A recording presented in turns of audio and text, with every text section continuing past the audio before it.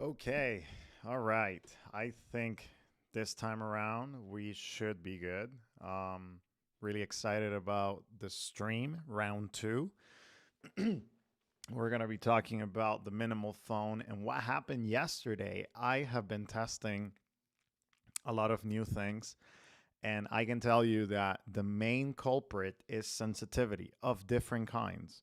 So, first of all, the screen is very sensitive. So we're going to start with that. Let me put the timestamps. We're going to be talking about what happened yesterday and how to avoid some of the things that we were looking into. Of course, the minimal company needs to do a lot of updates when it comes to this device specifically. And I highly recommend that they look into that. They kind of like get into that as soon as possible.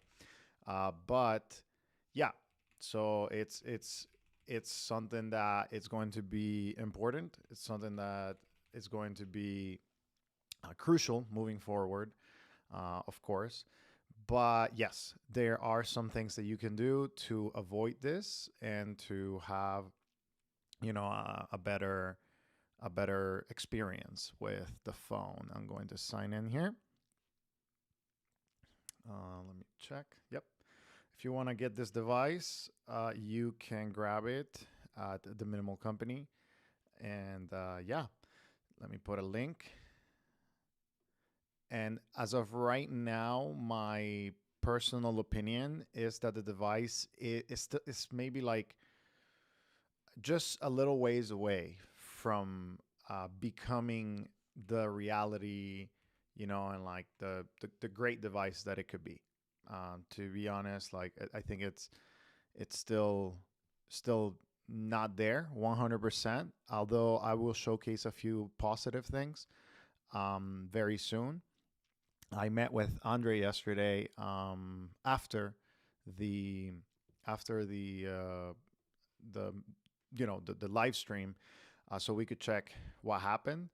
And essentially, there were like a few bugs, a few issues, but now we are working on it. So the first thing that I want to say is sensitivity is key.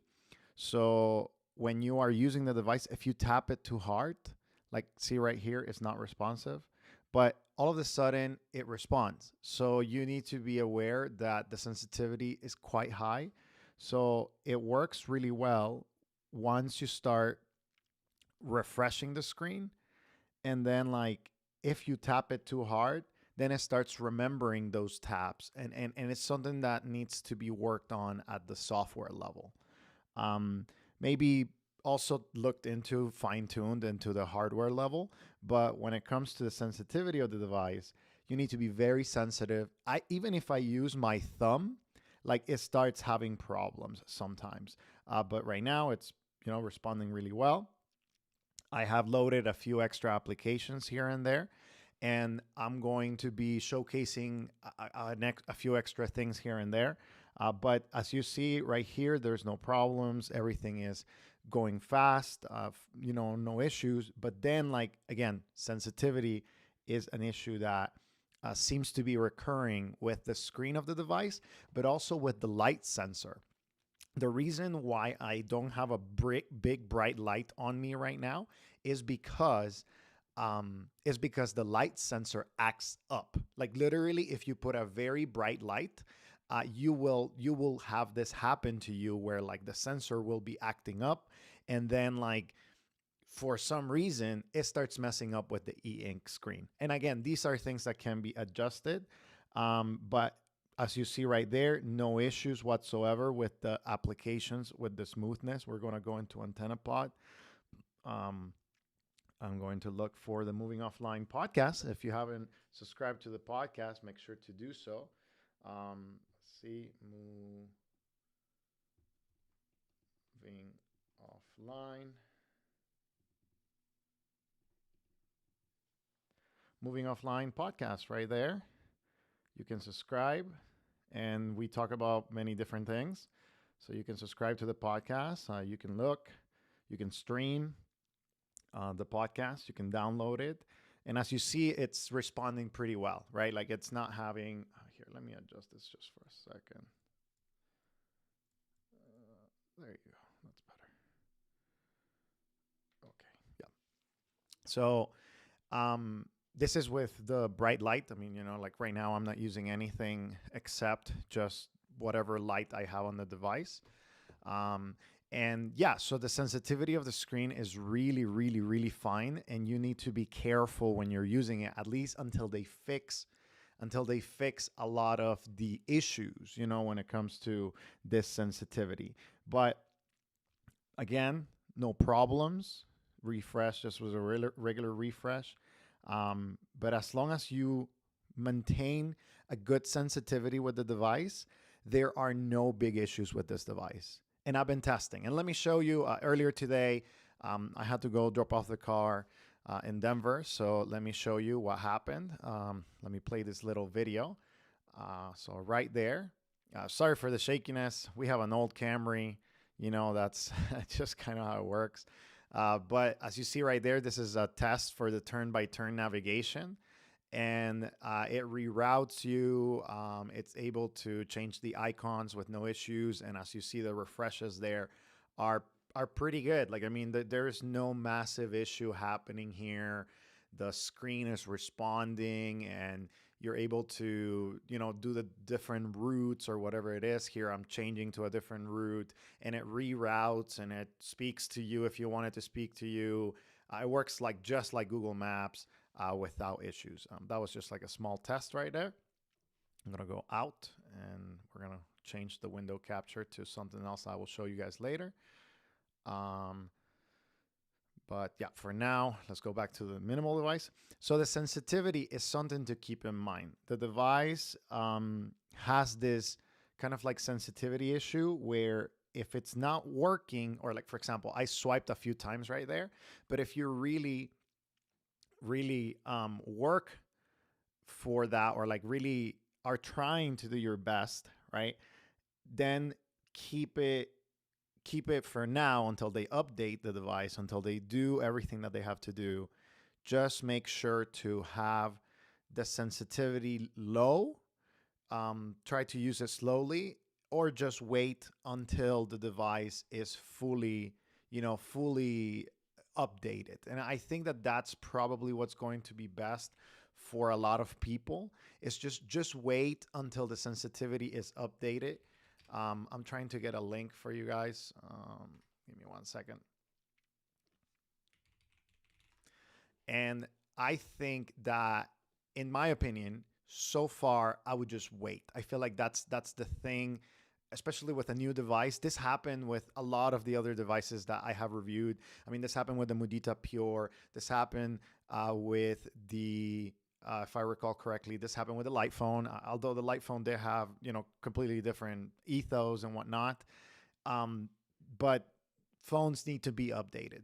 And playing around with it, see, again, I swiped twice, but the first one registered and the second one did not. So it still registers a lot of the swipes that you do, but once you start treating it maybe with a little bit more softness, or understanding how the e-ink screen works, then you will have no issues whatsoever. I have also installed e-ink Pro, which is a specific browser for e-ink. And here is the Verge, for example. But as you see, it's quite smooth. It's quite nice.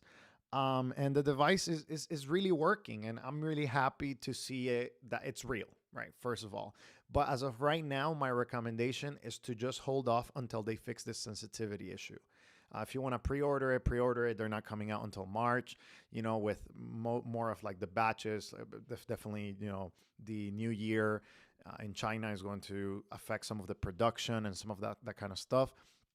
But the device itself runs very smoothly, is quite nice, very, very like, just smooth transitions, even though it is e-ink. And of course, like, the clarity it is what it is. And yes, you do still have access to apps. So it's kind of more of a transition device, not necessarily a full-fledged dumb phone. and it's not even a full-fledged smartphone, you know, that's somehow how it's kind of working right now, like middle of the road, right? I did take some snaps. I will showcase some pictures in just a second. But if you have any questions that you got kind of want me to go over, please let me know so we can go over them. I'll showcase maybe a video. I'll try to find a video here on The Verge. Um, let's see. It should have a review somewhere. Oh, right there. I don't know what this video is, but oh, oh, okay, that's interesting. So the thing is scrolling. So it was scrolling with the volume rockers. Maybe this is an e-ink Pro configuration. I'm unsure. Let's just type YouTube. And I really apologize about yesterday. I really apologize about yesterday. It was really a terrible live stream overall, like with all the issues and whatnot. Um, the keyboard, good question, Laura.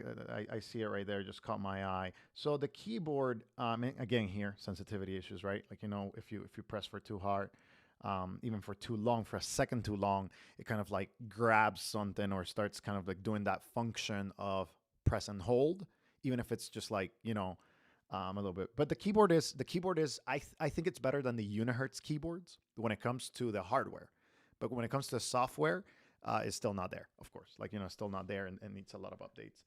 So let's just type Jose Briones. I made a mistake right there. That's fine. And oh yeah, there's this bar right here. So there's a bar that shows up every time you type. There's a little bar. Let me lower the volume. Okay, why? Okay, I don't know why it's not lowering the volume. Right, let me just lower the volume. Go back, and then we can play. There you go. Inception, e-ink screen, reviewing another e-ink screen. This was the Mudita Kompakt. I did a little short on it, showcasing some of the capabilities. But yes, that's something that kind of works with it, right? So the video plays fine. This is on ultra mode, and of course, it's going to perform differently on different modes. But that's just essentially how it's working right now. Okay, let me send this to somebody else. Give me 1 second. But so far, good. So far, it's working. No issues. No big, um, I don't know how to explain it. Like there's no massive issue coming and happening, and I'm happy that this is the case.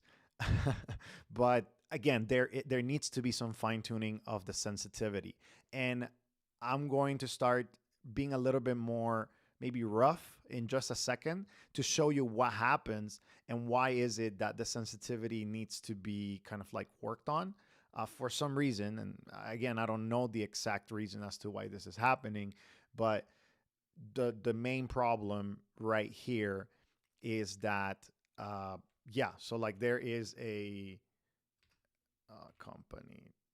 Yeah, give me 1 second. I'm trying to find something.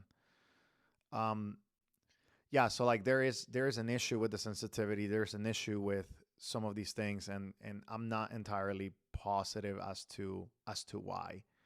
Um, I'm not 100% on the reason, and I think that they're working on it. I talked with Andre yesterday. I'll show you a picture that I took with him, but it's just something that to keep in mind. It's just something to keep in mind, right? Okay. Let's continue. Hardware-wise, it has USB-C and 3.5 millimeter headphone jack. Those of you who are asking, you can use this link to pre-order if you're going to pre-order. Um, it is a link to support the channel, but if you don't want to use that one, I'll also include a non-affiliate because I like to do that. I like to give you a choice. There you go. So that's good right there. The device, besides that, can install pretty much any application. And again, see sensitivity right there. Now it's fine.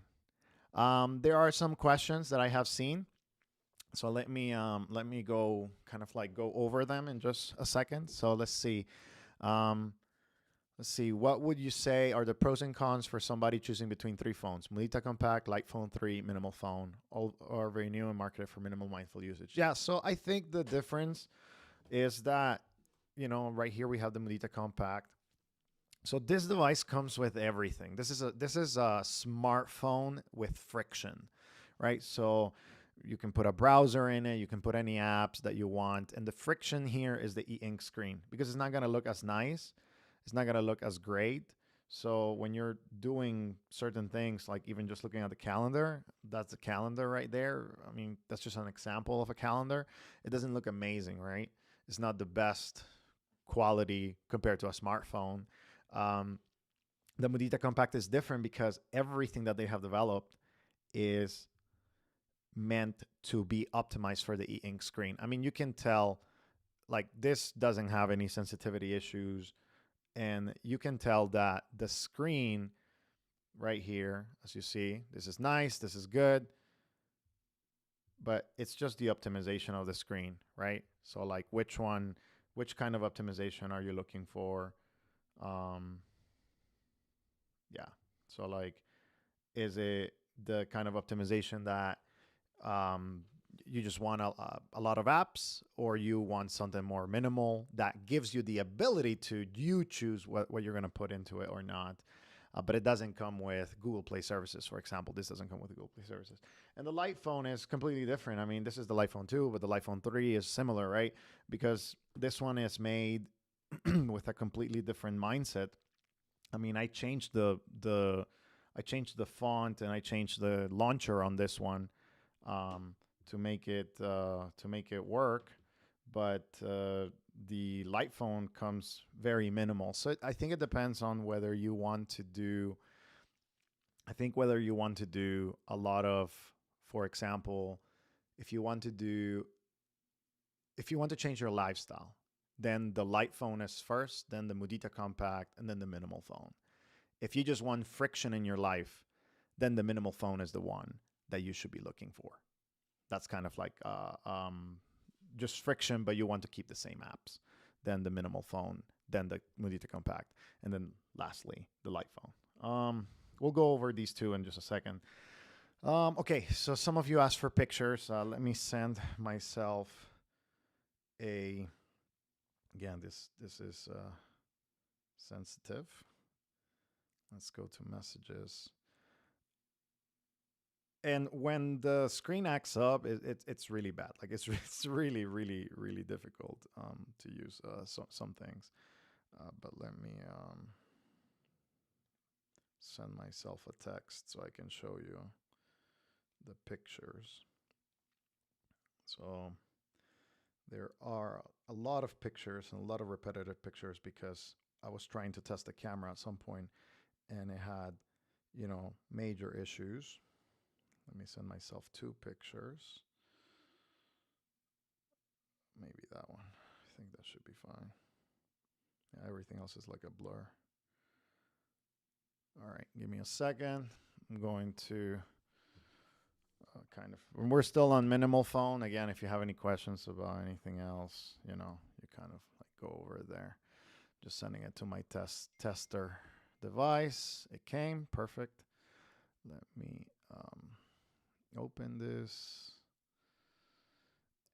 This is not the best picture. I think it's pretty blurry, but I'll still show it to you because this is possible, right? I guess these things are definitely possible. This is what could happen. So let's go over to pictures right here. Man, I feel so much better today doing this live stream. There's not many issues. My camera's charged. Everything's good. Yesterday was such a stressful thing, Let's go over. Where are you at? What would this be called? Preview? Oh, why is it not showing up? Preview. I'm trying to show you. Just give me a second.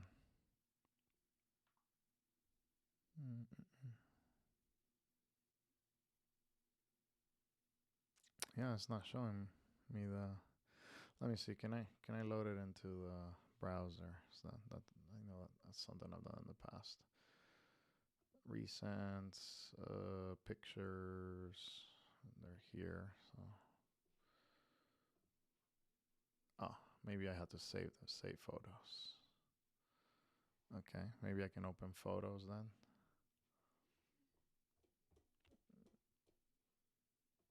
Recently saved. Yep. Okay. Let's see if this works now. Photos. Nope. It's not working. My window capture is not working. Okay.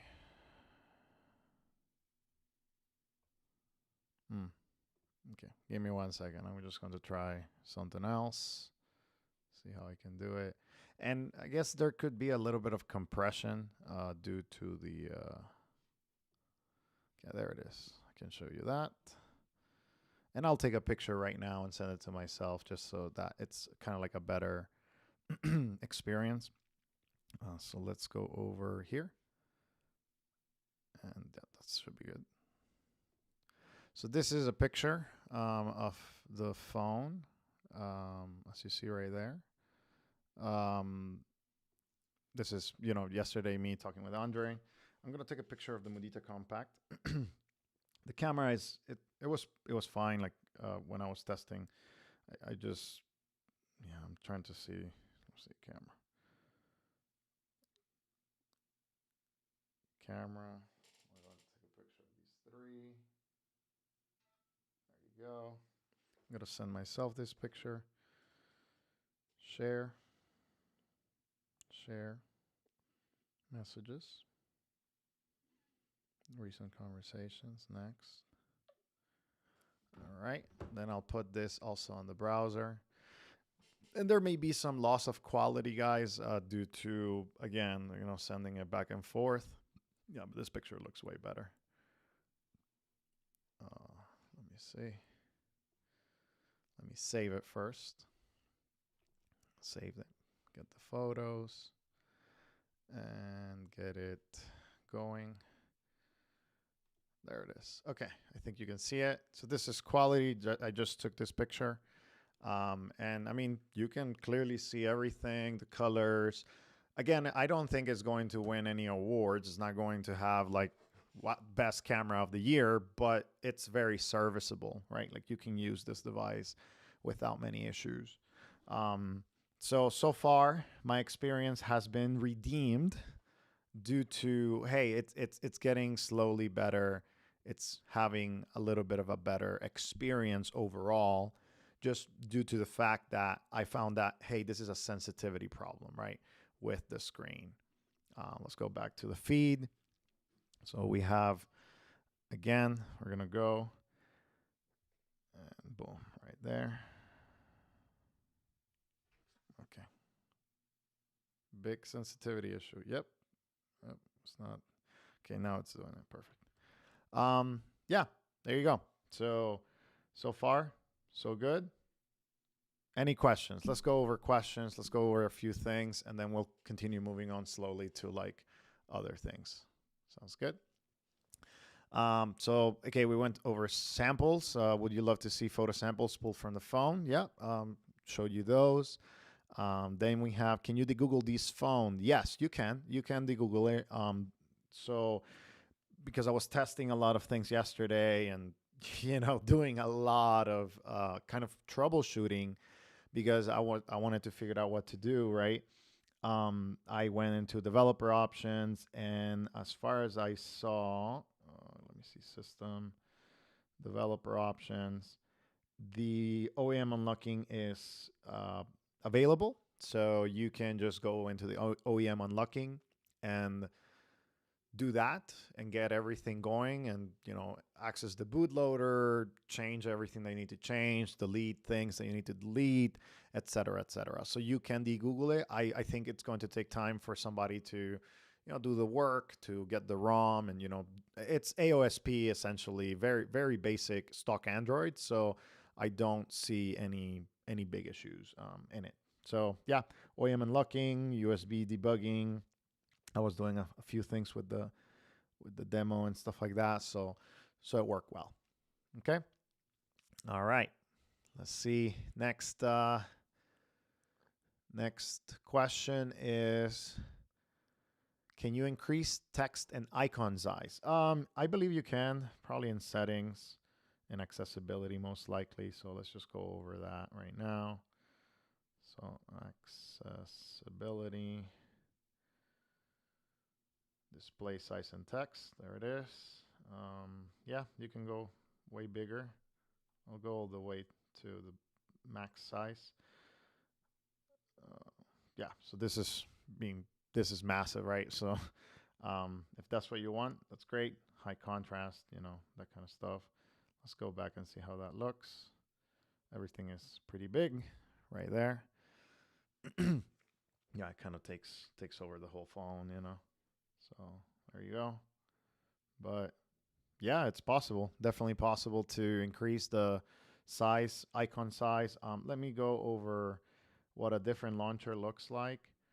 Change default launcher. Let's go over maybe the other app, which is Quick Step.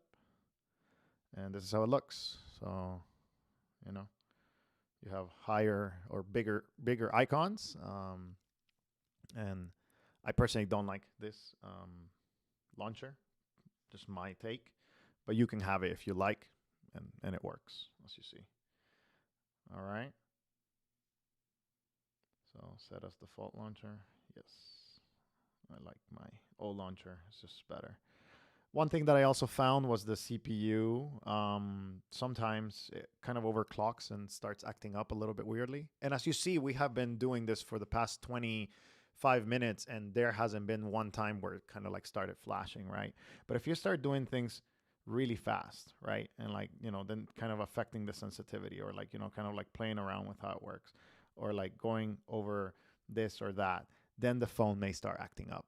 That's just kind of how it works, right? Um, let's go over more questions. So that was that one. Headphone jack. Yes, it does have a headphone jack. Laura says, how is the on-screen keyboard? For example, if you type with accents or language-specific characters. I know Andrew couldn't do this in his live stream, and I'm pretty sure he just maybe didn't know how to get there. But here, let me show you. So let's go over languages. So let's just search for it so we can keep using the languages. So you see right there, types pretty fine. So system languages, English. We're going to add, just Spanish. I'll just add Spanish.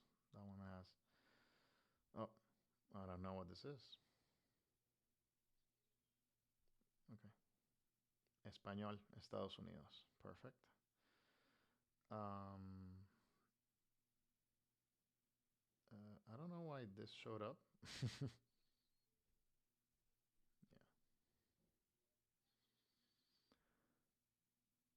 Okay. Let me just go to the text messaging app. Here, let's go back. Messages. And we'll text this draft right here. So the problems yesterday started because of the sim. So we'll see what happens today. Oh, that was Arabic. I was like, what is that? Okay. So now we have ES, right? At this moment, I don't think anything is configured for extra accents or diacritics. So as you see right here, this is not working. If you use the keyboard, it's not working to recognize certain words. You definitely have hola, right? Let's see. Camión is a word that has a accent. Would it? Nope, it doesn't recommend anything. So in order to create the accents, I think what we're going to have to do is we're going to have to do the on-screen keyboard. Now there is this helpful thing. I don't know how to explain it. There's like this helpful mm, shortcut. Yeah, that's what it is. It's a shortcut, and essentially the shortcut is to bring up the on-screen keyboard. It's Alt and K. So if you press them both, you can bring it up. So Alt K, and then you can have, kind of like the accent marks once you put the on-screen keyboard. As you see right there, all kinds of O's. Okay, interesting. Doesn't allow me to swipe. And I assume this is sensitivity related, right? So I can, change it there. But when I try to go, you have to be really fast. So yeah, they're going to have to work on this because especially if you are a foreign, like speaker, any kind of language that is not English, that uses diacritics or any sort of accent mark, this is just not acceptable, right? Like, so if I'm trying to find my accent mark, I cannot get to it because the sensitivity of the screen just kind of overrides everything. So here, that one worked fine. Let's see, no, nothing there. I see now it's not even allowing me to do the extra thing to kind of go up. So I should have extra points, but it just kind of goes right away. So again, it goes back to my original point where we started, is that it is a sensitivity issue with the screen. If you treat it too harsh, if you go too hard, the screen will start acting up. The e-ink will not respond and will not have the ability to create and have the necessary bandwidth, if you will, to act properly. And again, this is a software issue, software hardware. So there's like, a little bit of fine tuning in both, but the phone is now working fine. There's also a sensitivity issue with the other problem is the sensitivity issue with light. So if you put a very bright light like the one here, which I have not turned on, then it will have an issue as well. And again, this is V1, right? Day one to kind of like um, work on it. So yeah. So for now, it's extremely basic. The phone is not necessarily fine tuned for these specific cases. So that's just something to keep in mind. So yeah, see, I'm trying to get to a different O, but how do I get there? It's kind of like I need to be super fast. Um, of course, I believe you can do also different, kind of like that critics in a different way. But as of right now, if you are a if you use multiple keyboards, the engine for the physical keyboard is not fine tuned for that. So, for example, if I start typing hello, and this is on even just a different, as you see right there, this is just a different, kind of like it's not working. The numbers are not coming up.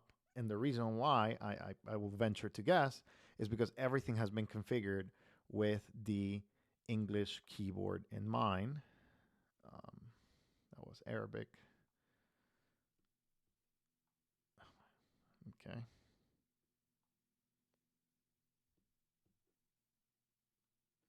Again, it's a thing. It's just a thing, like I don't think it's going to let me change any of these things. Yeah, I'm trying to get to the. Yep, there you go. Certainly enough, right? When you start messing up with the sensitivity, you start getting some of this issue right here. So I highly recommend that you. Well, I'm just going to go to settings, and I'm going to try to delete these languages. Remove. Yeah. There you go.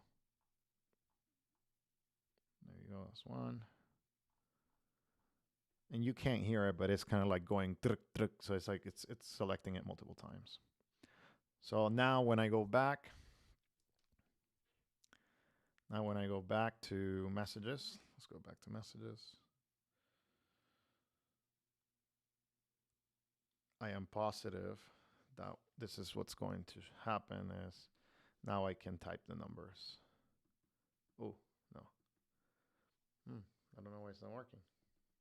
Something got messed up. English keyboard. Keep it on while physical keyword is active. Now this is acting up. Oh, it did not remove the Arabic. Let's try it again. Oh, something happened. It's not removing the Arabic. I think I'm unsure as to what is happening, but the the keyboard is now not working. Yeah, let's go to settings, see what happens. This is a sensitivity problem again. Yeah, it's selecting a lot of things, but yeah, the gestures. And again, this is still very beta, I think. Oh, okay, there are ways to add. Yeah, there are ways to add QWERTY in Espanol, so maybe we can test that. Let's go back.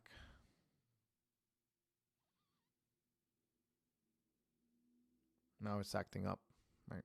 Giving me that issue right there. Let me just do a few things. Yeah, see now it's going back to what we were experiencing yesterday, which is like the capacitive buttons are not working. This is working, but not really. So, it's like I'm tapping it hard right now. So it's not going to be doing as great um, in certain departments. So now it's stuck. Okay, I went back. We're going to give it a second, see if like a little refresh or a little time away is just something to kind of like refresh the device and make sure that it's not acting up. So it is still acting up. Now let's give it a minute. Okay, more questions. Let's see. Have you tested out different carriers by chance? Yes. So right now, my recommendation is to stay in T-Mobile here in the United States. Their certifications with AT&T and Verizon are coming, but they are not, in my opinion, at the very least, they're not reliable right now. I did try to test with AT&T. It did give me signal for a few minutes, but then it didn't. So that's life. And then I did test with Verizon, but it didn't work, at least for my personal usage.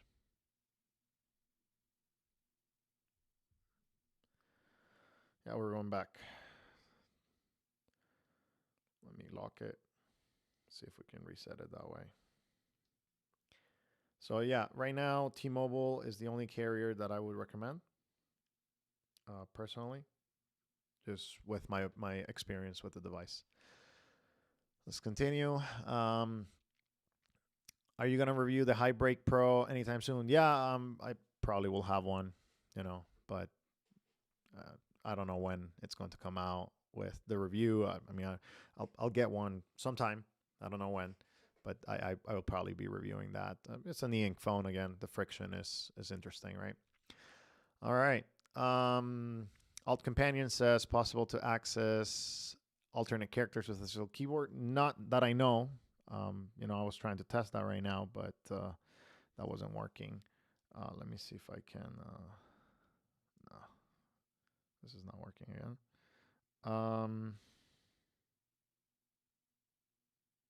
No. Okay, I'm going to reboot it. See what we can do. Let's continue. This uses Android. Can be great device for me. How a lot of 2 waves. Yep. Fede, it uses Android. It runs Android 14. So right there, you can see the little Android animations powered by Android, so it can work. Let's see. I would not categorize this as a dumb phone. I will definitely say it's a transition device. It's still a smartphone. It has all of the features of a smartphone, but the friction of the e-ink screen may be enough for a lot of people to, kind of like use it in that way. So this is F-Droid, so I, install different applications from F-Droid. Yeah, we're back to a little bit more bugginess. And as you see right there, like the cores, the CPU is taking some hits, going back and forth for some reason. But this has happened, and I've been doing these tests here and there with the RAM, with the RAM is well managed, but sometimes the CPU just goes into this very sensitive, and I feel like that's when it starts acting up, in my experience, at the very least. Yeah. Okay. Um, let's see more questions. Caddis22 chat. Best option. Another option. Honestly, Fede, it depends on where you're at. Like if you are trying to keep some applications that are not Google dependent, the Mudita Kompakt is another good option. And maybe another thing is,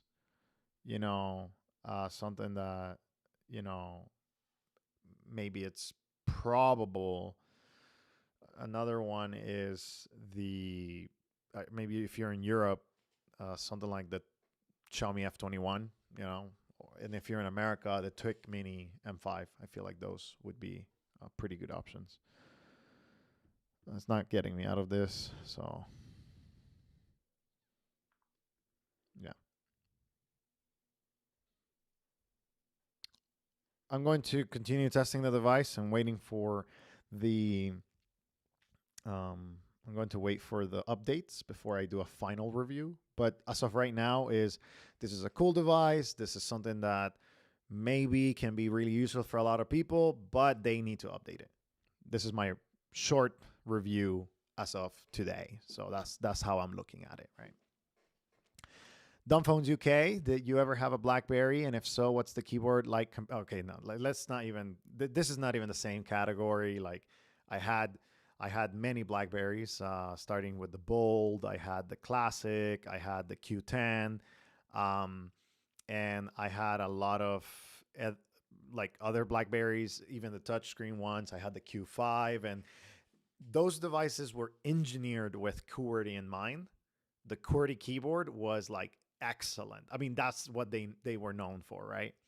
Um, but yeah, again, it's like it's one of those things that it kind of just works differently. This keyboard is good, like it's like chiclet style. If you know what that is, the depth is decent, but it's not like the most amazing. Um, yeah, I can now even click on that. And yeah, so in my opinion, like it's miles apart, but that's not a bad thing because, again, they developed the keyboard for such a long time that it's just better, right? But this device, I think, is going to get better if they ever make a V2, for example. I think it's just going to get better, and now it's kind of like not working. So um, I'll have to reset the device. But again, sensitivity issues is essentially what's happening here. Okay. Next question. What's the CPU info thing? It's just a utility that allows you to get into, the CPU, understand, um, okay, how are the cores running, how fast, that kind of stuff, temperature of the battery. There's different things that you can do with this. Um, it's running a Helios G99, I believe. So it's a MediaTek processor, not the highest, processor, but not bad at all. But as you see right now, the device is just not, it's not ready, not there yet. And I think it's going to take a few extra, kind of like sensitivity tuning. I feel like I've said that word so many times in this stream, But this stream is way better than yesterday. Oh my gosh, that's going to go to the members only collection. um, but yeah, the device is getting there. It's kind of like going better. More questions, more questions. Let's see. What are reviews on the bugginess that everyone has mentioned? Think it's solvable? Absolutely, 100%. I think that's going to be the crux of this device, and that's the crux of most companies, to be honest. The crux of the thing that holds most companies at the top is whether they're responsive to the issues that customers bring to the fore. And that is something that the minimal company is just going to have to show. I know it's a young company, right? It's just now it's wanting to do things. Yeah, we're back. I don't know. Doesn't seem like it. Yeah. So I think it's definitely solvable. All of these are software fixes, maybe some minor tuning on the hardware side, but for the most part, this is something that I believe is very comparable to other e-ink first devices, first gen, and then you just fine tune and get better and better and better. You probably can get it a lot better with software fixes than its current state for sure. Right now, it's just not, in my opinion, it's not ready for prime time. I think it's a good thing that the festival is coming in Asia right now in China because that will give them time to do a few revisions of software and then ship to the majority of backers in a better way. Yeah. But yeah, it's solvable. Um let's see, people you back ordered, perfect. I mean somebody ordered crowdfunded devices. Opted for the LP3. Yeah, that's fine. It's a good competitor device, and I think probably going to be my personal device once my Light Phone 2 dies. Let's see. Hopefully, Minimal or another company can license the keyboard from BlackBerry. It's going to be a lot of money, but hopefully, yeah. Yeah, that'll be good.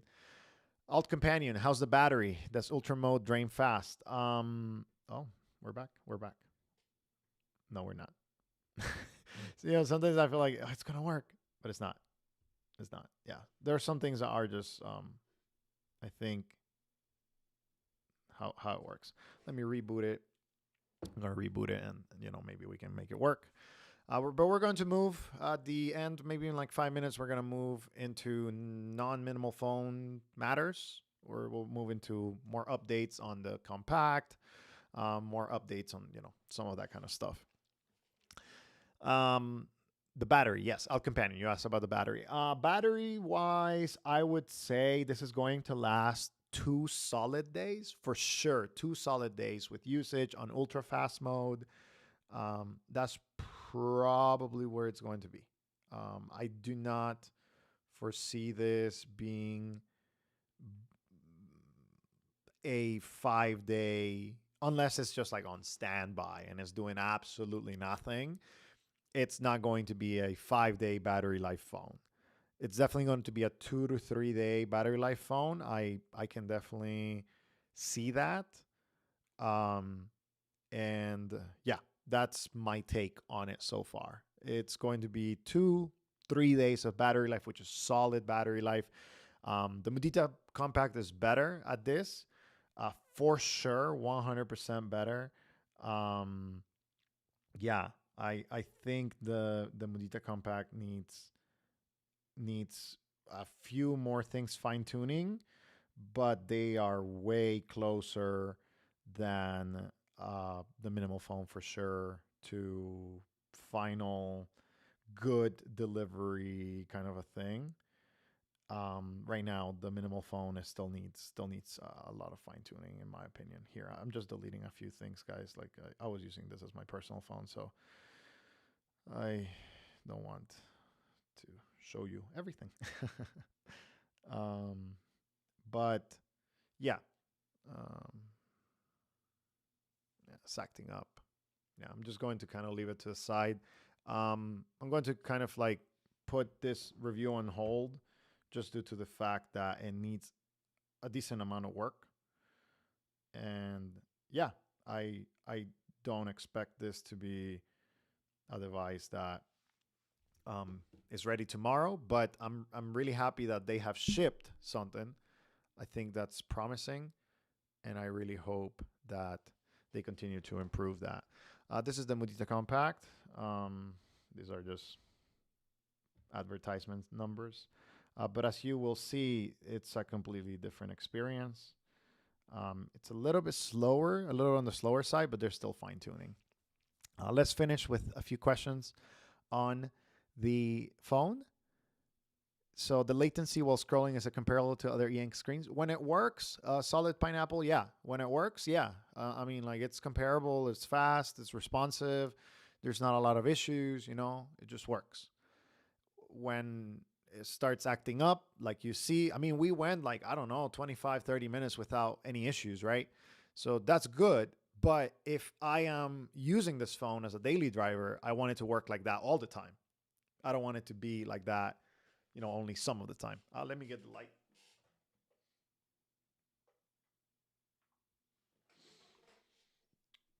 Hopefully that's better. I'm going to reduce a little bit here the brightness. But yeah, so when it kind of works and it has no issues, 100%, no problem, very good. But when it has issues, I mean, it's just like, okay, like I can't be relying on this as a daily driver right now. And I'm pretty sure that they're going to fix that. It's just a matter of like, okay, how is it going to work and when is it going to work? Because, for example, like the Mudita Compact is still a prototype, but it's a little bit better. And let me change the timestamp here at 52 minutes. We're going to switch into Mudita Compact matters. Let's go over here, timestamps. So we spend 50 minutes, and I mean, I'm glad that this was a better stream than than the other one. So yeah, hopefully you're enjoying this one a little bit better. So Mudita Compact, more updates on this device, getting better by the day. I have received 3 updates since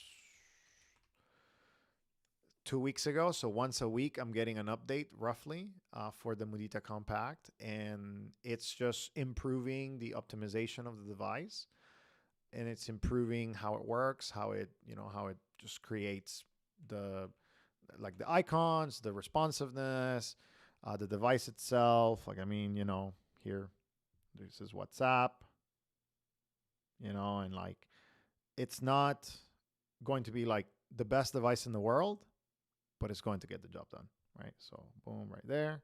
As you see, that was like kind of like from a deep sleep, right? Now it's not from a deep sleep. Then you have Libby, which is my app for audiobooks. So right there, and it works better. One more question. I think Solid Pineapple, you had does the minimal phone have NFC? Yes, it does, and it does have NFC. So they put that. Okay, I think the phone is back. Seems like at least.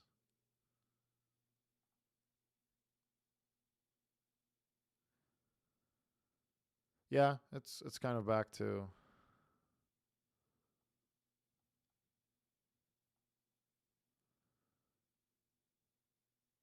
No, it's back. Okay. All right, let's just move on. And we can come back to it if you guys have any questions. But as you see right here, I mean, this is an Android app. It's not an optimized Android app, but it kind of holds itself over. You can navigate through it. It's a little bit slower, definitely smoother on the minimal phone for these kinds of apps. And I'll show you Antenna Pod. But it's more consistent. That's the thing. And that's the thing that kind of I'm going to come back to, right? So what do you want the device for? This is maybe a little bit slower. They only have one mode, right? Um, but yeah, so how to it's not on ultra fast or whatever. Like it only has one setting. And here's the brightness of the device. You know, this one you cannot adjust the warmth of the device, the warmth of the light. So it's kind of just one even. But yeah, it's a little bit more slower, but it's definitely more responsive, and it kind of looks. And those are non-optimized apps. When it comes to optimized apps, let's go over calendar, for example. Like right there. See, it's just like it's definitely smoother because they made that, right? Boom, boom, boom, boom. It's specifically made for the device. All the event, 5-minute reminder. You can exit it, discard changes, etc., right? Like it's made with the device in mind and kind of like how it works. There you go. So Mudita Kompakt, put a link there. Also put a none. Let me put a non affiliate because I love you guys to have choice. There it is. Good phone. I think it's going to be a great, again, transition device. And it's going to get a lot of updates. Actually, let me check if this one has updates. Let's go over updates. And I will answer your question. I think somebody asked about Microsoft Authenticator. I'll answer your question, but I want to show you how to do it. Let's see. Settings. Where's it? Oh, yeah, right here. There's no settings app. That's one thing that I keep getting bugged about. So boom. Nope, up to date. Last update was 5 days ago. The 23rd of January. So, yep. Chess, it's preloaded. You can play with the computer right here. Boom. I'm going to take that. You have to confirm the move. It's kind of annoying right now in that regard, but it just depends on what you want, you know, kind of like, yeah. Okay. So let's see. So Microsoft Authenticator. Okay, good question. This is a great question, actually. Let's go over Plexus. I'll update you guys on a few of these projects that I have.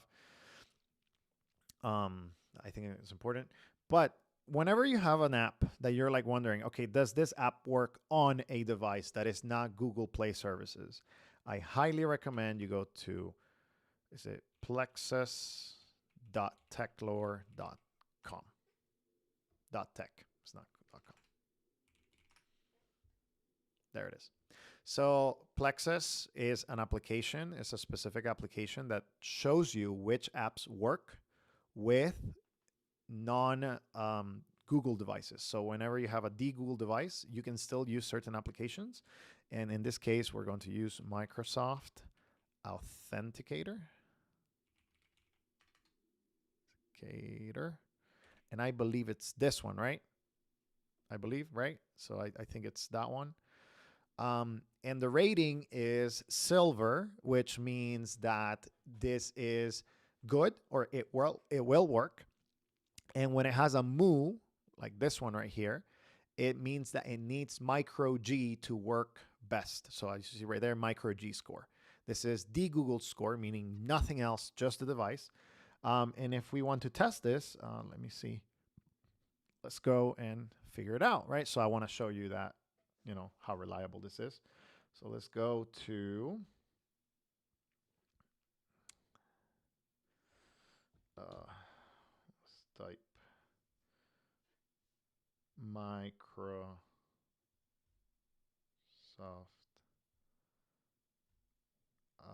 Authenticator APK. Boom. I don't know if I have the Aurora store. Let me see if I have the Aurora store. I do have the Aurora store. Okay, so I can just go here. I'll just do it in a different way. Instead of getting the APK, I'll just go on the Aurora store. Let's try again. You're rate limited. I think for some reason I'm rate limited.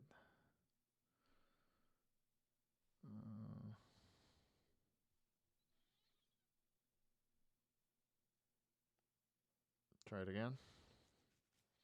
Okay, did it.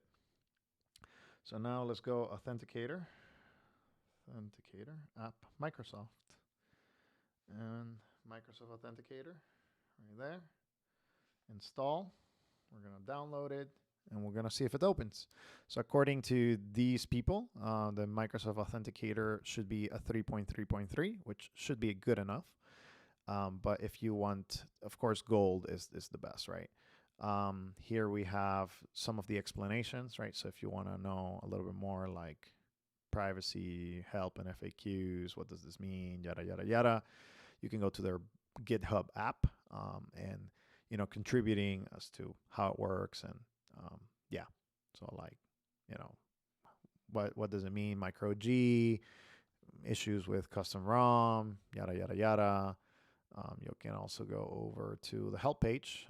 What does it mean? Broken, bronze, silver, almost everything works with minimal caveats, gold, perfect, or perfect-like experience, Android versions, etc., etc. So here we are installing one more application. Let's see if it installed. Sometimes it installs automatically. I think it did. Yep, right there, Authenticator. This is your Authenticator app. Oh, let's go back. Sorry, I was not showing you what I needed to show you. We're good, right? So yeah, there it is. Authenticator app. You can sign in with Microsoft or you can skip. You can add an account. And I mean, pretty much everything works. So it did give me like that. Hey, you don't have Google services at the beginning. Let's see if it gives it to me again. Nope, nothing. So yeah, you can create your passwords, payments, addresses, verified IDs, etc., etc. And there it is, Microsoft Authenticator on the Mudita Kompakt. If you need it, you can sideload it. So that's kind of like the ethos of the Mudita experience. Is like we will give you our apps that are very optimized for the device. But if you want to use something specific, like this is the e-reader, right? So boom, right there. As you see right there, it's pretty fast. Everything's optimized. And then you have, again, the different kind of experience. What is it that you want? Kind of like from the device, right? So let's large text. Look at that. There you go. Breathe in. It's a breathing guide, I think. So there you go. Mudita Kompakt has the ability to do. So whenever you have a question, go to Plexus. That will be helpful because it'll give you that, okay, what apps work, what apps don't work with the device. So for example, here's Maps. I'll give you Google Maps. See, it's bronze. It means like it kind of works, but not really. And then you have micro G score, which means that you had to install a few other things in order to work. Then you have Here We Go, which is silver and gold. So it's way better. And some of the stuff is kind of broken. Organic Maps, my preferred Maps app personally. It is more of like pretty much a perfect score, right? So it's like the Google score and micro G score, like 3.9 or 4, which is essentially, hey, this works, right? It's pretty much all that you need. Okay, awesome. More questions. Ilya says, Brightberg, have you tried the Humane eye pin? I have not, but I've been meaning to. I think it's a cool concept, and it's kind of interesting to look into it. So we'll see. We'll see if the minimal phone has decided to get over the sensitivity issues. It seems like it has. So we're gonna clear it all. And I think it's back. And that's a more like a RAM management thing. I'm going to reduce because I put the text size super massive. Let's go 5. Nope. I need it to be less because I adjusted the thing on settings. So that's better. Yeah. So see, now we can do a little side to side. Let me put that in the timestamps for everybody else that watches this in a few minutes. or hours, depending on 104. So 104 Mudita versus minimal e-ink. So it's an e-ink battle. So let's go over a browser. I think that will be the best, probably the most kind of like one-to-one comparison. Let's go over e-ink Pro. Let's load a website, ESPN. Yeah, that one has a decent amount of assets. Yeah, ESPN has a decent amount of things going on with it. So we're going to open it and see how it works. Spoon.com. No, ESPN. That's a different website, sports website. Okay. All right, so here it is, both phones, right? This is the experience. You see definitely smoother on the minimal phone. So when it works, the latency is just way faster. Now, this is on fast ultra mode, right? And here is, let's go over slow mode, because that is probably more comparable to what they have built on the Mudita Kompakt. So it's more like, yep, see, it's definitely more of that experience. The scrolling, it's going to be smoother on this one because it has been optimized. And on this one, it's like, okay, there are issues, there are images, I need to refresh a little bit more. Let's go over to fast mode. Kind of see what's going on. So it loses detail, but it's definitely faster, more comparable one-to-one. So ultra is like, hey, you're in it, you're fast, like this is the best thing ever, right? Like it's essentially like a smartphone. The Mudita Kompakt is more like, hey, this is not an app for this device, but we're going to let you use it, but it's going to be a little bit slower because we're trying to keep the phone, kind of like working and that kind of stuff. Good. So that gives you a little bit of a view into how it works. Let's open the article and see how it does with the refreshes. This one was faster. And you can judge, I think, definitely the warmth, the display temperature is definitely a little warmer on the minimal phone. And you can make it warmer or less warm. This is going to probably kind of have issues. I think I need to go back and adjust the settings because it's not going to let me go into the brightness, right? So here you can go up in the brightness and lower. So it's kind of, similar. Not the same, but similar. So, yep, right here.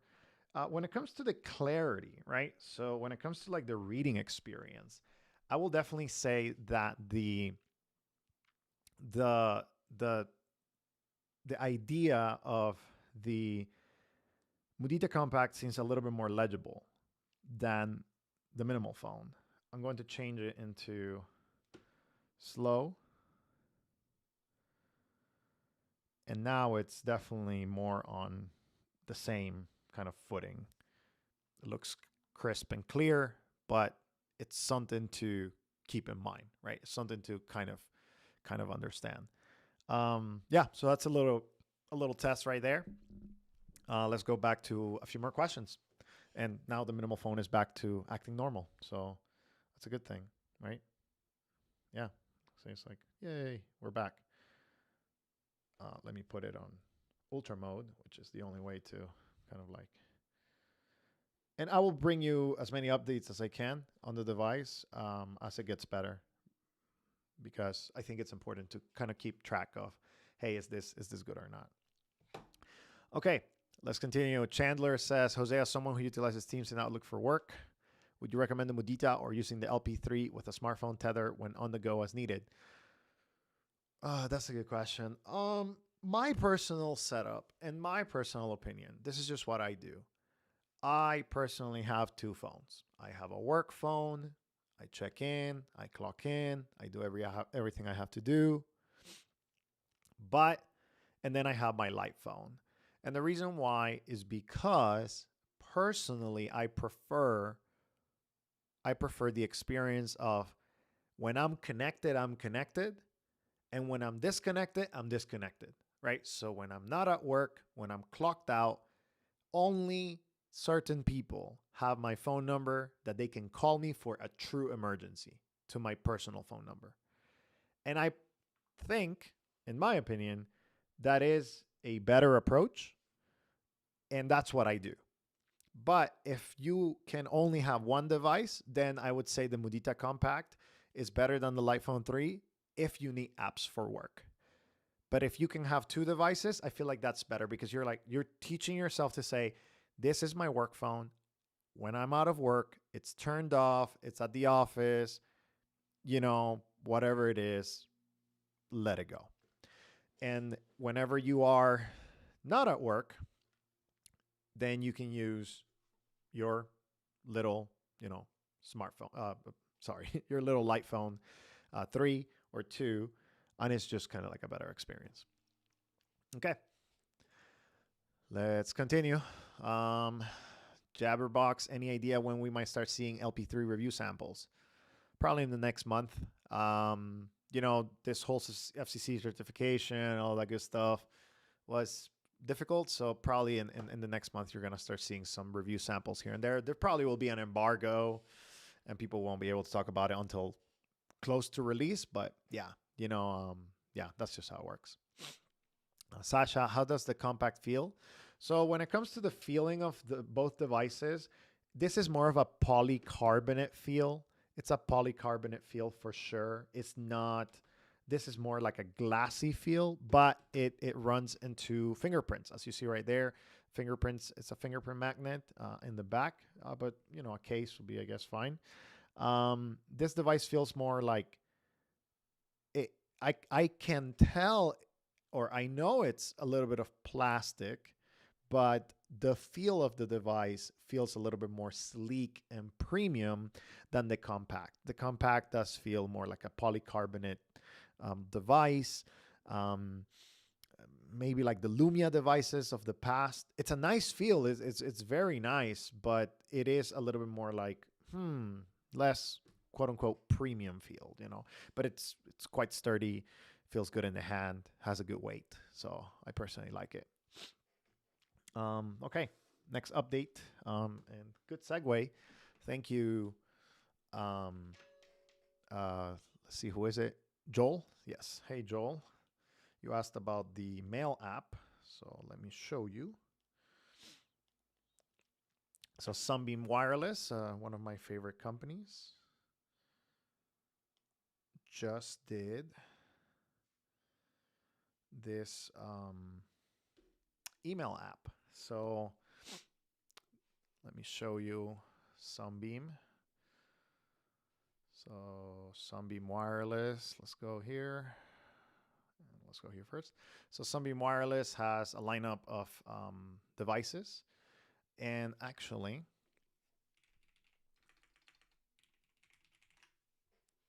let's go here. Sunbeam F1 route. So somebody did a Sunbeam F1 route guide. And if you want to follow it, they say that you will be able to install a few extra apps here and there. If you grab this application, the MTK client, do a lot of these pop-ups, you'll be able to unlock this device for more apps. But as of right now, the Sunbeam experience, which I think it's great and I think it's very, very good. They just updated their phones. They have a Horizon version, which is non-rugged, and then they have the F1 Pro version, which is rugged. And they have this one called the Juniper, and the Juniper now includes text-only email. So the text-only email is an email configuration that allows you to get your email on your phone on the Juniper and the Horizon Eagle and Falcon and Spruce. And I do have one of those units. I purchased it. And as you see right here, you get the information text only. So you will not be able to see or click the links. They will be blocked, but you are able to see some of the extra information. For example, Snooze, which is a local place that has breakfast, it's inviting me to go to breakfast. So you can get the information text email to you in order to kind of like, take a look into it, see how it works, yada yada yada. You know, um, yeah, it's a good application. I've been enjoying using it. So far, I have tested the Sunbeam. Let me see, Sunbeam and Mindful updates. I'm going to include them here. So this phone has had this extra application now, and on top of that, it does have a very snappy system. As you see right there, is extremely optimized for everything to be used on the keypad of the device. And Sunbeam just does great devices. They give you this, they give you navigation, they give you weather, email now. You can back it up. You have music, gallery, camera. A lot of different utilities that are actually helpful for people to keep in touch. Like they have a calendar, no sync yet, but they're coming on. They're working on that. And they're also working on a very, very good application that would allow you to use this and a smartphone kind of like simultaneously without having to have one or the other or both devices in your presence. They also did a little update on the charger, so the hardware was updated a little bit, and now it's easier to take this part off, especially on the rugged devices. It was kind of very difficult, so they made this like little nudge where you can just put your finger and use it that way. So yeah, Sunbeam has been great. Another device that has seen a few updates. Again, I always try to showcase companies that are updating their devices because I like to support those companies that are actually paying attention to, hey, like we're updating, we're making it better. So this is the Kosher, the Mindful phone. Um, it's a pretty decent device, and now it has Google Sync. So you have the ability to do Google Sync through your device, and essentially what it does is it has like a very nice, I think, ability to get your contacts, and they're hopefully going to integrate a few extra things with the calendar and other things here and there. So yeah, very good device. Getting updated, getting kind of like extra applications. This device is also very basic. It still doesn't have maps or any extra super robust configurations, but again, they're updating it. They're getting it better slowly but surely. That's all the updates I have so far. Light Phone 2, there is an update coming up. I guess I could compare. Definitely different. I mean, different kind of devices. Let's just go to Antenna Pod and podcasts so you can kind of see what the experience looks like. So if I want to go to the legal battle, riveting, Hollywood, as you see, this is, I mean, completely different, right? So we're going to stream both. And this one started first. Oh, it probably started, but it's just muted. Yeah, that's what it is. So I don't know what the legal battle riveting Hollywood is, but I'll figure it out later today. Yeah, so very different experiences, but you can customize it as you see. I'm here customizing the device. Even though this more like a full fledged smartphone, the experience is definitely more of like, hey, you can scroll, you can do all of these things. Whereas on the Light Phone 2 is more limited because it only has certain applications. I think I'm excited to compare the Light Phone 3, even though it's an OLED screen, because it's going to be more like, okay, well, which one's faster, which one's more optimized, which one receives more updates more frequently, and I think that's going to be quite interesting to see. Light Phone 2 is getting a very nice update, and of course, the Light Phone 3 is coming out. I'll put in a link there. Give me 1 second. Should make a document. I share these links so often, but it's fine. So, and without the ref right there too. So you have two options. And if you pre-order and you are interested in the devices, I'll be showcasing the Lightphone 3 next week, actually, with Joe. Not myself. I will not be doing like a first look or a review for myself. But what I'll be doing is I'll be accompanying Joe, who is the founder of the Lightphone 2, in a live stream, and we're going to be showcasing the capabilities of the device. So that's how it's going to be working. Okay, more questions. I think we're gonna enter like a full Q&A section. So like full Q&A and projects, updates on projects. So I think that's how I'm going to term it. Let me go to the timestamps. Updates plus Q&A. So it's like more like an actual Q&A. Q&A 1. Yeah. And I've been answering some questions, but they're being more minimal oriented, right? So there you go. So let's go over some projects, some stuff. That's not the one.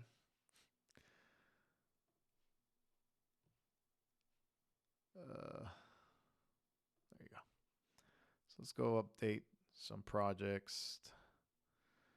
The Lightphone has a new website, as you can see right here.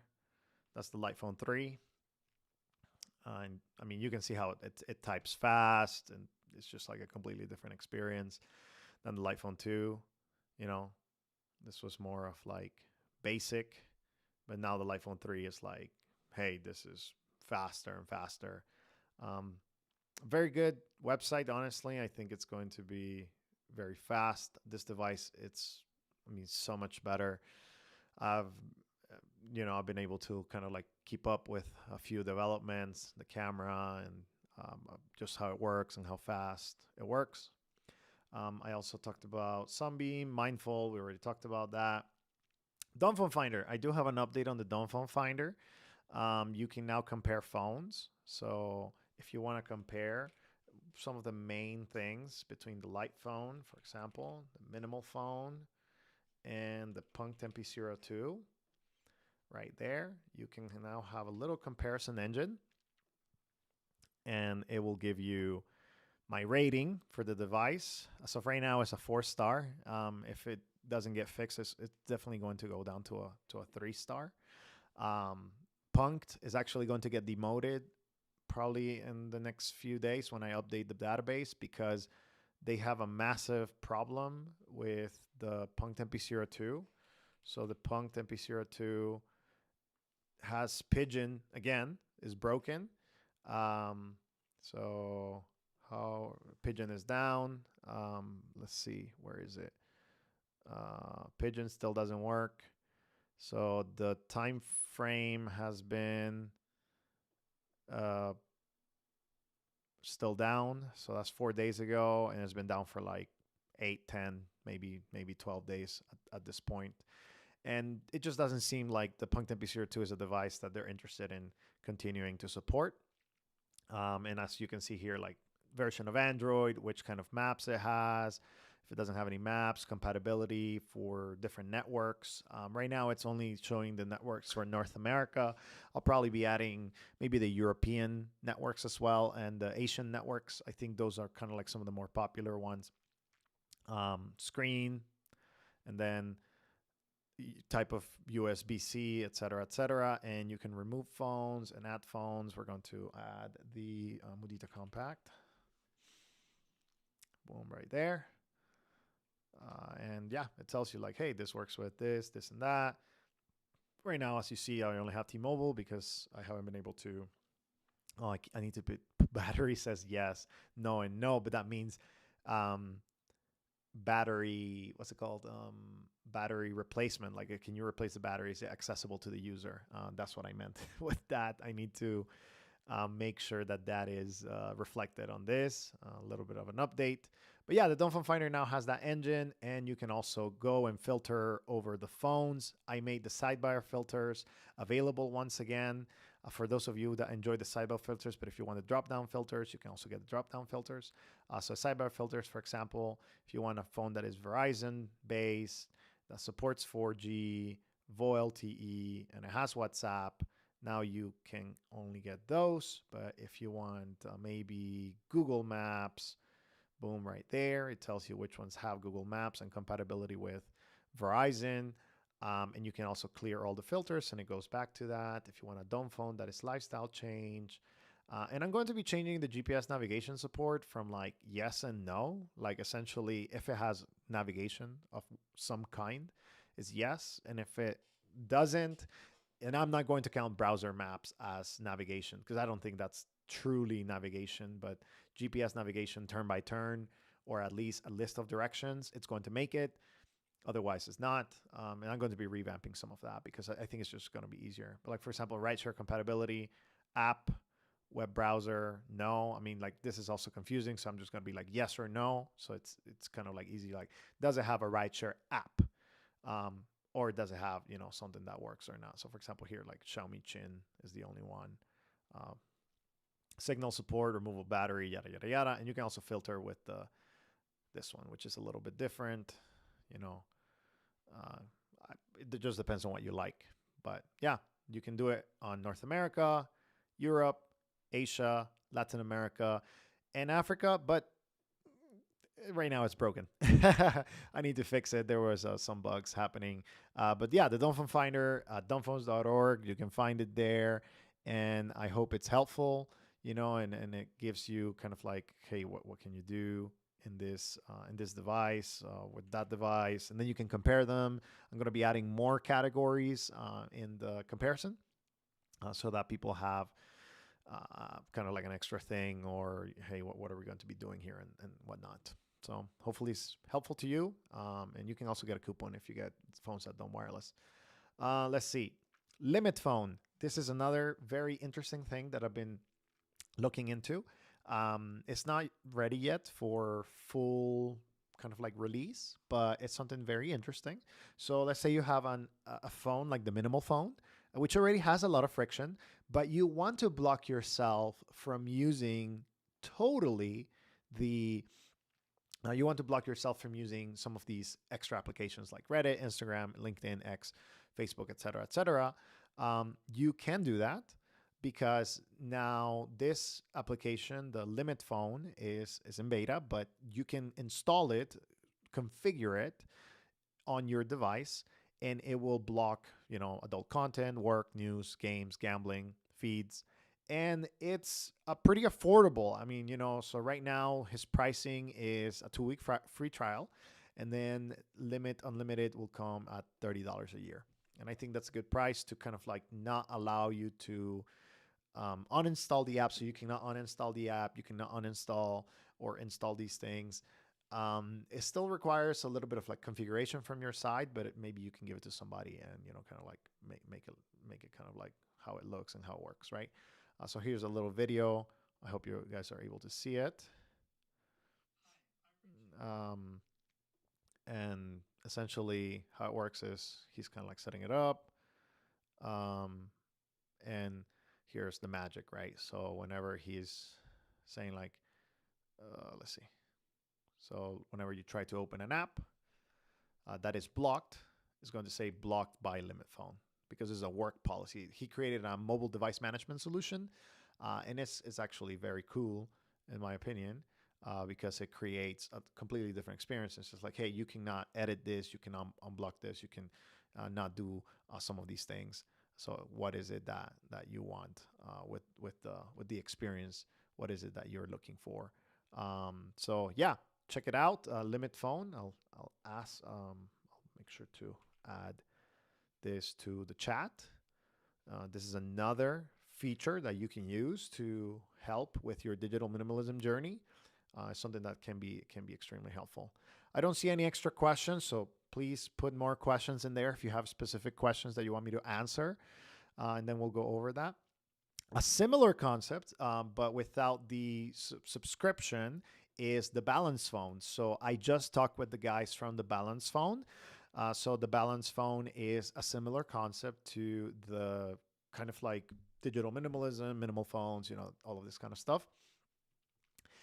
You have get the Balance Phone. The Balance Phone does not have any addictive apps or webs, anything that is unlimited or infinite feeds, they block it. So this is what they block: social media, games, adult content, streaming, and gambling, right? So reliable, non-intrusive, privacy-driven, and here you have a shop, and you can get this Galaxy. They use a Galaxy phone with Knox. They configure it themselves, and then they go over this, and it's 300 euros. So this is available in Europe right now, not available in the United States, but it's a one-time fee, and they essentially get a loud list versus deny list. So they have a list of applications that they deny, and you cannot install them whichever way you want, unless you really have understanding of how Android works and use a lot of backdoors to kind of get that done. Okay, cool. Um, yeah, and right now they have. I will be releasing the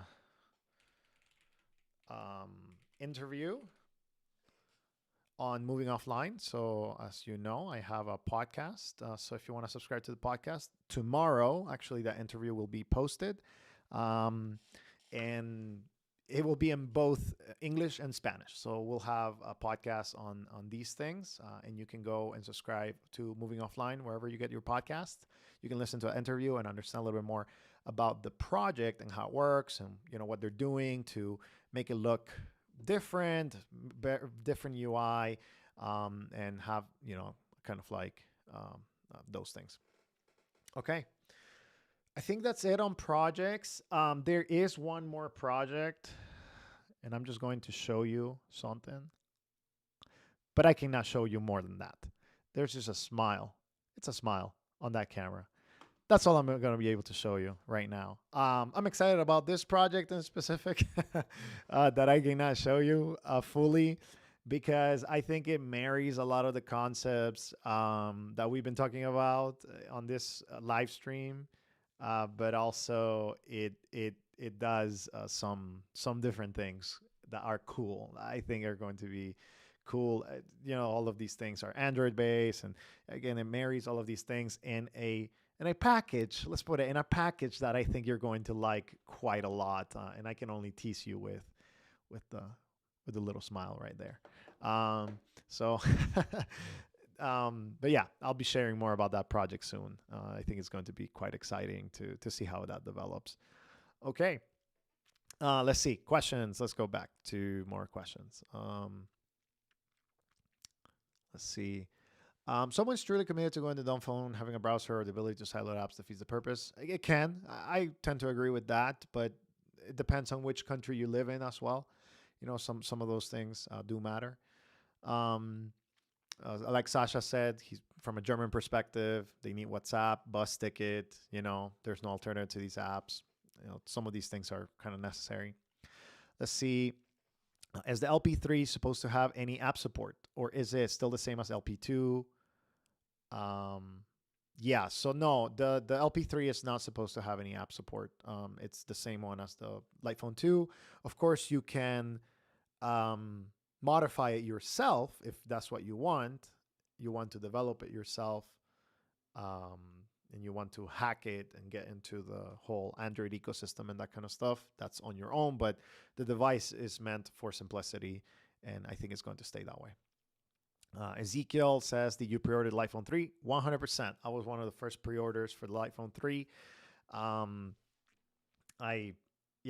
mean, Light Phone 3 is going to be my daily driver once the Light Phone 2 dies.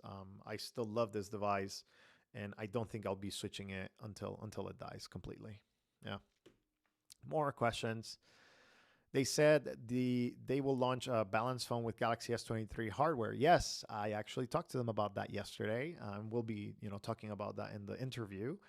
They kind of hinted at that they'll be launching a new kind of product. I think that was only on the Spanish version though, maybe.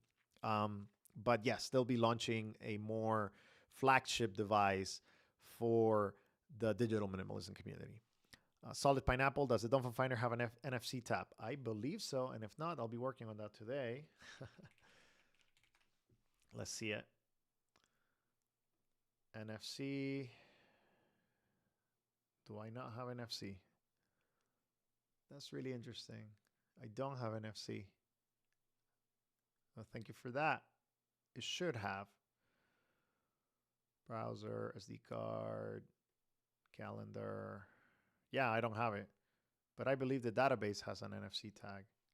So it may just be the application not showcasing that. Let me see. Yeah, it is on my database. So it probably when I've been doing a lot of these upgrades on my own and coding the application on my own, through like scripts and HTML and that kind of stuff. And the database is just not like the front end is just not reading the database on the NFC tag. So I'll just be fixing that today. Yeah, I'll be fixing that today. Well, thank you. But yes, it should have an NFC tag. Yeah, there you go. Okay, so let's see. More questions. I may have asked, but do you have a list posted anywhere of your recommended digital minimalism productivity book list? I don't yet, but I did say that I was going to work on that. I do have a tips section on my personal website.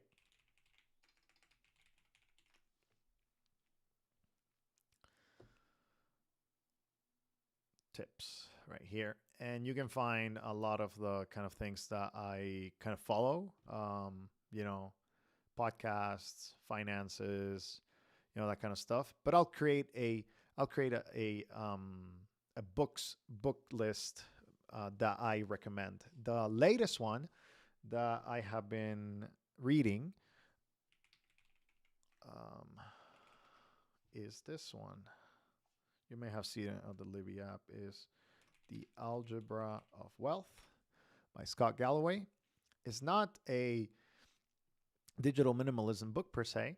However, it really helps you understand how having a good principle in your finances also enables like your consumerism and all of that kind of stuff. So it relates in the sense that you need less than what you think. So that's kind of like something that I've been reading for the past few days. But I'll be creating that book list for you guys, so it's easier to use. Josh says, "Can you please show some commonly used apps like Spotify or Uber?" Sure. I mean, I can download it and it should be fine. Here, let's go back. I assume you want to see it on the minimal phone. Again, this is an Android device, guys. Like, I mean, I get it. You want to see it. You want to see it work, how it works, etc., etc. Let me first download the Aurora store. But yeah, I mean, yeah, just assume that it works.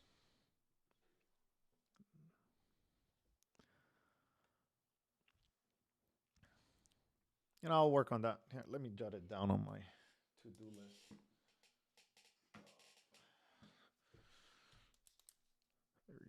Book list NFC configuration.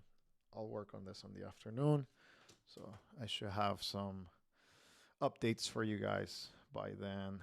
Grant, allow, go back, grant. This is so massive. I need to go fix that. Grant, allow, grant, allow.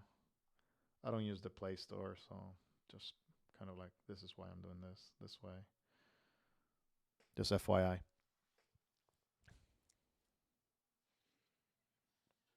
Light Phone 2 is unlocked, CJ. Yes. Right there. Spotify. Install.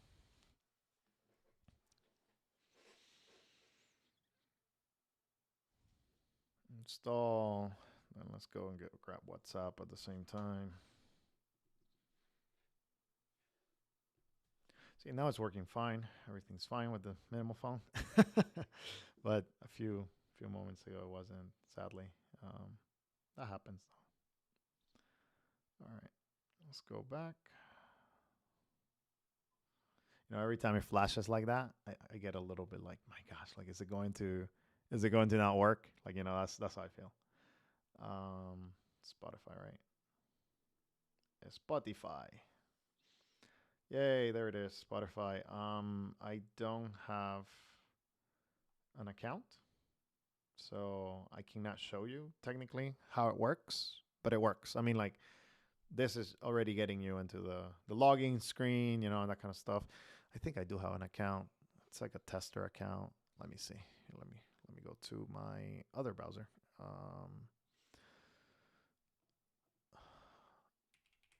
Spotify. I do. Perfect. Let me open this. Give me a second. Okay. Yeah, some random password. All right. Here, give me a sec. Guys, I need to. Yeah, I just don't use Spotify often. Email. No, I don't want to create. I want to log in.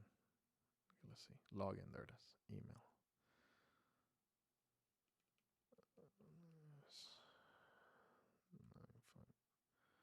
I think I broke the. I think I broke the. Yeah, I broke the alt sign. It's not working well. So I'm gonna have to figure this out with the keyboard later. But let me just put the keyboard. Okay. Right now it's working fine. No issues. Okay. Random password. Let's see. This symbol.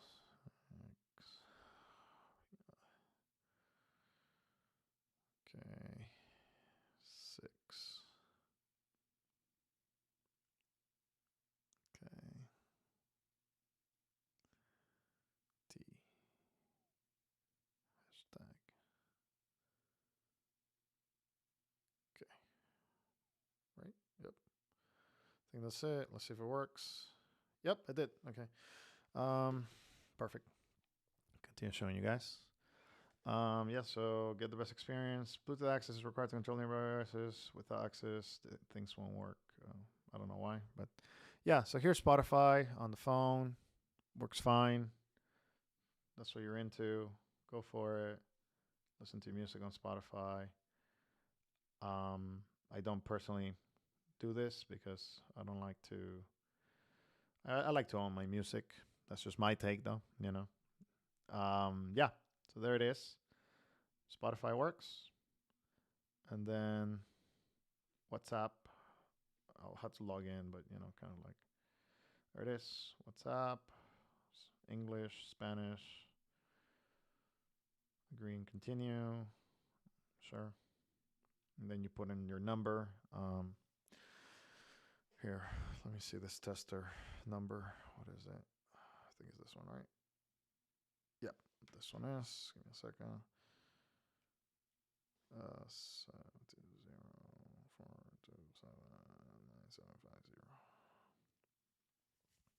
What? Oh.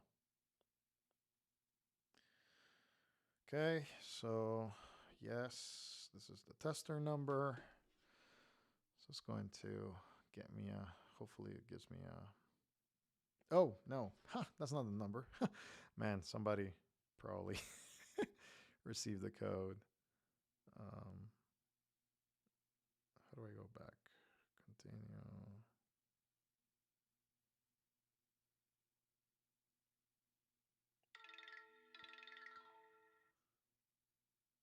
Wrong number.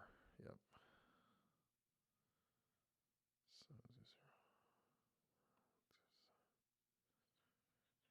Yep.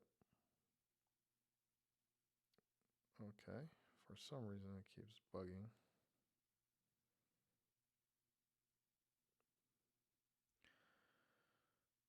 Right? That's the number. Give me a second, guys.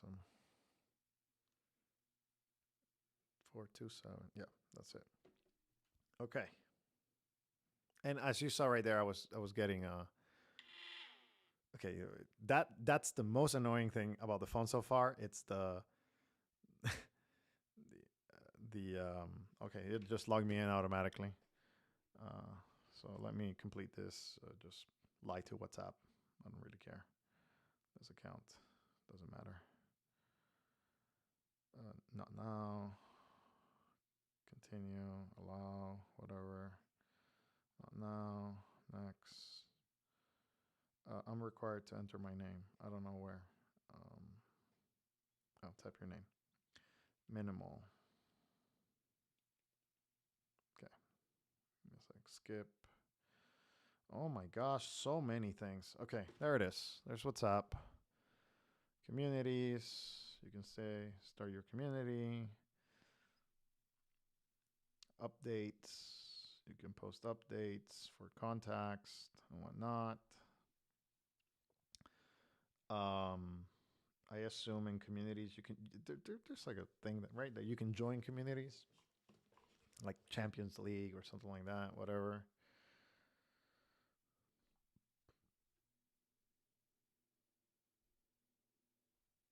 Yeah. So this is WhatsApp. This is how it works. Um, it's a new account, so it doesn't have anything. Yeah. So this is how it works. So WhatsApp works. There you go, Josh. Hopefully that was helpful, and that kind of like allows you to look into it. Let's see if this works again. Yeah, this works perfect. So yeah, course 8. Um,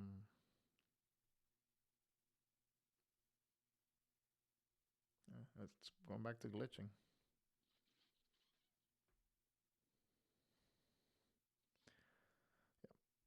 Let's just go back before. Oh, started glitching again. I think certain applications this thing just doesn't like. And this CPU info is like some. I mean, it was working yesterday, so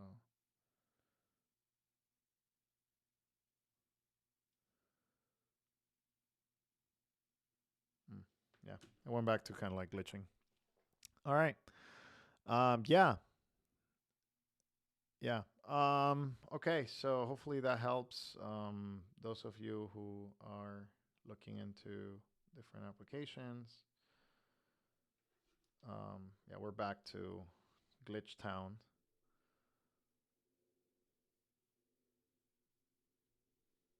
And that's just what it is.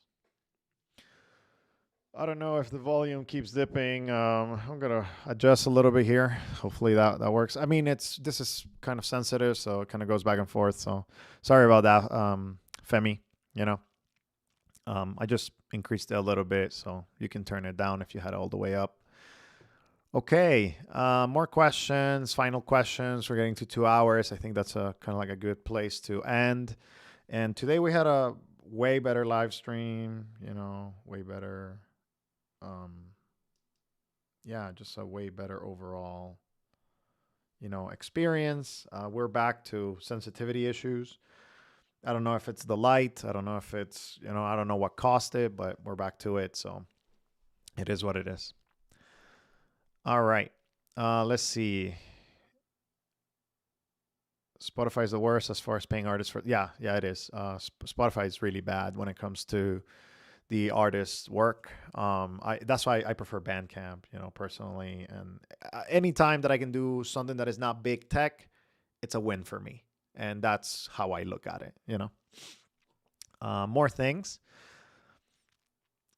Let's see. I have the Sunbeam F1 Pro. It's close to perfect. It's just that if it just has some functionality, the Cat S22, which is completely possible with this phone, it will make a market leader. Hey Brian, I showcased earlier today. There's a guide on Reddit. So if you go to reddit.com, you go to the Dumbphones page and you search for Sunbeam F1 root guide. There is a root guide that shows right there the essentially how to root the Sunbeam F1, and you can install applications because you will have access to ADB after that. So yeah, to go check it out and give it a go. So you could kind of figure out which one is which one is the best for you. If it works for you, and maybe you can install a few extra apps that work. Definitely, I mean, caveat: you will probably lose your warranty, so just keep that in mind. Because it is you're doing things to the phone that technically wasn't supposed to be done under the company's policy. Let's see. what day is next week? LP3 presentation with Joe. Monday, most likely Monday. It's Monday, Tuesday. It's going to be there on Friday this week. We're going to lock in a date, and we're going to show you. Yeah, we're going to show you the best. In my opinion, one of the best phones that's going to come out in 2025. But the time will be locked in on Monday, on Friday. Right. So Monday, probably around 10 a.m. my time, Mountain Time. So an hour right now. Around this time, we would be 45 minutes into the live stream.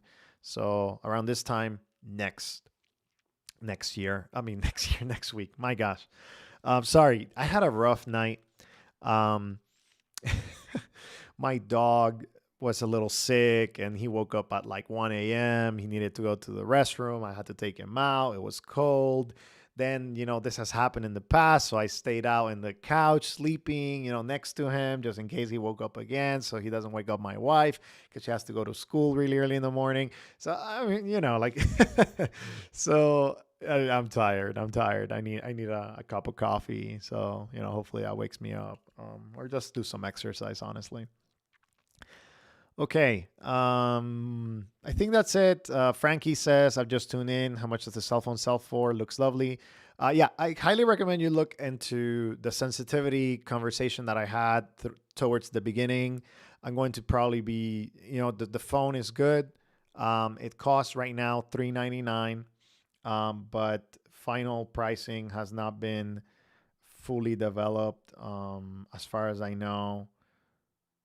And yeah, so in my estimation, my opinion, right now, I would say until wait until they update everything so that the issues that the e-ink screen has been having don't happen to you. I'm glad, honestly, that the live stream happened yesterday. Because I think that it's important, to showcase that this can happen, right? And that this is a possibility if you pre-order the device and you get it shipped to you today. But what I want to see is their response, how it gets better over time, and how they respond to the updates. I think that that's what's important and what the community needs to be looking out for. Because honestly, if I'm being honest, that's what really matters. V1 of the phone is just V1. I mean, software wise, things can always be improved. But in my opinion, what really matters is what happens after. Similar thing happened with, for example, even the Mindful phone, right? Like I reviewed it, then it got a little better. Now it has Google Sync. They're listening to the feedback of the customers, right? Then you have the Light Phone 2. When it came, first revision, it was phone, alarm, and settings. That was it. Nothing else. That's literally how I bought it. And then over time, they added a few extra applications, extra utilities here and there, tools. And I think everybody has been happy ever since, right? With the device, or most people have been at the very least. So those are kind of like the progressions that I like to see. And when it comes to the minimal phone, it's real. It's in my hands. I mean, I see it. The keyboard is pretty good. You're able to type. It's fast. When it works, it's excellent. But if it doesn't work, it's a pain. And that's why I'm like, okay, it's not ready for prime time, but let's see how they improve it. Let's see how they update it. Let's see how it gets better. And let's see whether they're able to deliver, listen to the feedback of the community, understand what the community needs, and allow it to be a better device over time. Okay. I see a few more questions. We have, hello, Kevin says, did the Limit Phone developer ever address any of the privacy concerns that came up with the Reddit thread? I don't know which Reddit thread you're talking about. If you can link it, I'll appreciate it. I always like to keep in mind. I know it's a mobile device management solution, so technically mobile device managements have a lot of power over the device, but this is, maybe I'm not super concerned because that is up to the person that manages the mobile device management. And it seems to me that he's doing this in good faith. But yes, I mean, if that's the concern, I think he may need to speak about it, be a little bit more public, what kind of information is being collected, what is not being collected, you know. Um, yeah, yeah. So that's how it works so far. Yeah. Cool. Well, I don't have anything else to showcase for now. Trying to think. Yeah, I went over everything. The live stream went smooth like usual. We don't have any transitions to do. I don't even know what happened yesterday with this transition thing. Like, like what happened? Like, I don't know. I was so like, to be honest, I was really mad yesterday. I was like disappointed at myself, how it all worked. Um, and yeah, I don't know, man. Like, yesterday was such a disaster. So now I can finally delete that. Because I feel like now, I'll put it on the members, like, so just like as a members video. I think that's the best way to kind of use it now. And yeah. So okay. Well, if there are no more questions, I'll go to close it in 5 minutes. We're just gonna chill here for a second. I'm glad that I was able to do this and understand a little bit more about the device, how it works, you know, how it's better and kind of like working. I think I'll leave the video, the live from yesterday. I'll leave it up for a little while, and then probably next week I will shut it down just because I mean it was such a bad thing going on, like so difficult. I mean it was just like wow, I really apologize. Okay. I don't know. That's it for now. I'll be testing more about this device and kind of like keeping tabs on it. As you see right now, it's kind of going back to pretty good, a pretty decent experience. But yeah, it seems that I have broken a few things here and there with the keyboard, the layout. I think if you configure a few extra things on your specific device, it might not be the best thing for the device. So for example, we try to configure the keyboard, and that was interesting. Here's physical keyboard. Change the behavior of the keys. Action key. All of this is going to be modified in the future, most likely.